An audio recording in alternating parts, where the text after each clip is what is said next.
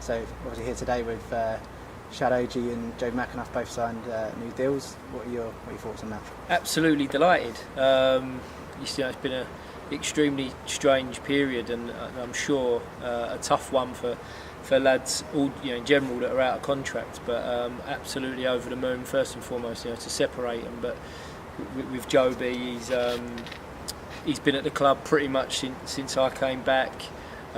We all know what fantastic inspiration he is out on the pitch and the impact that he's had on his club since he came back. But furthermore than that, he gives me so much. He was a real support to me last year.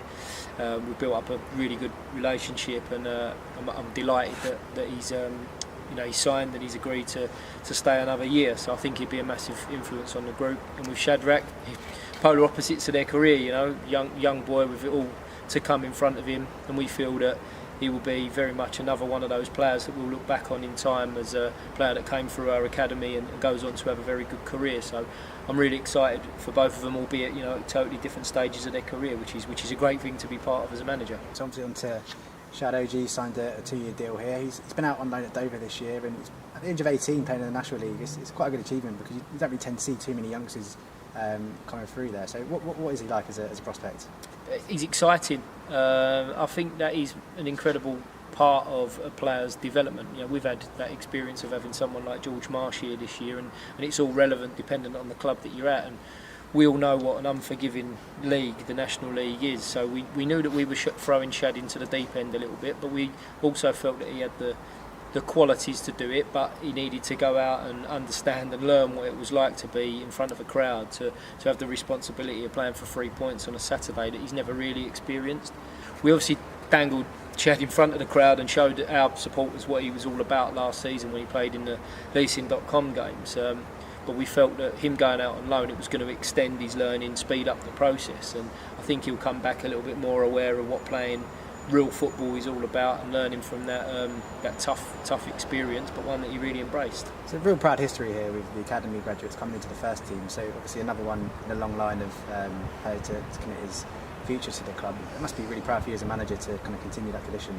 Yeah, proud for me because once upon a time I was a player in the Centre of Excellence and a coach and overall head of youth. So it's always something that in my career is close to my heart at this club, but also for young players to get their opportunities. Now, obviously, they come into the first team squad and it's about being able and capable to get in front of those more established players. But we have got a rich history here, and it's important to me that we continue to strive to get those players in the team and to build their profile and make them better individuals to go out and perform for the club on a Saturday afternoon. So extremely delighted to have another one that we see on that production line, another one to join the likes of Ruel, Dan Happy, Hector Kipriano, Sarge, amongst others that are in our current squad, Sam Ling, Juddy, people that have become a little bit more established now, and sometimes it's easy to forget about, but that's in our current squad. And obviously there's a number of others that have gone on to bigger things that we hope first and foremost that those players can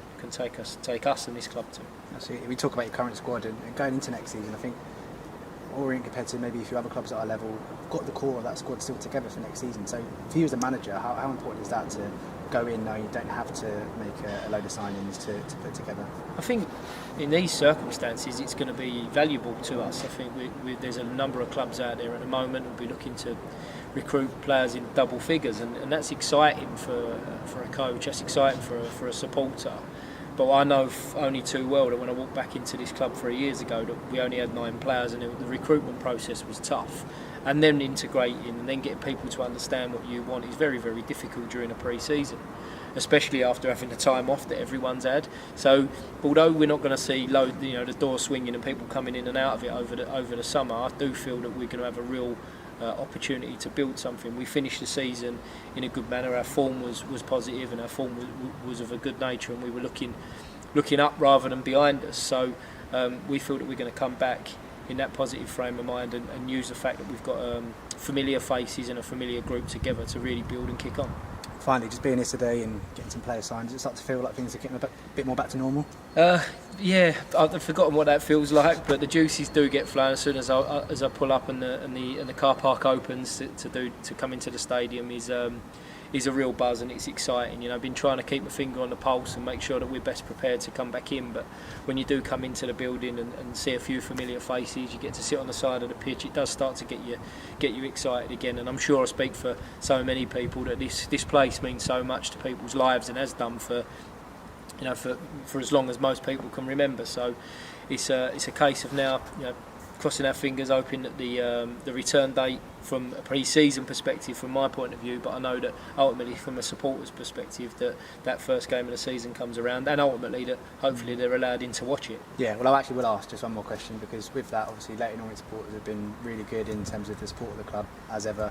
There's 2,500 season tickets now sold. So, I mean, what can you say about that? Mind blowing, really. I mean, as I say, I've probably said this numerous times about our support and the support that we get from our fans is mind blowing. I think the club have been extremely positive. I think we've been very productive and creative throughout the summer period. But unless there's that little bit of bounce back or come back from the people that follow the club, it sort of almost doesn't really mean anything. So we can be as creative and willing as we like, but if it's not followed by the people that clearly put their hands in their pockets to support some of the initiatives, but ultimately to go out and spend their money on season cards when they don't really know what it's going to look like for them, it's fantastic. And I can't express enough from my point of view, from the players' point of view, and I know I speak on behalf of the board, that it's incredibly appreciated, and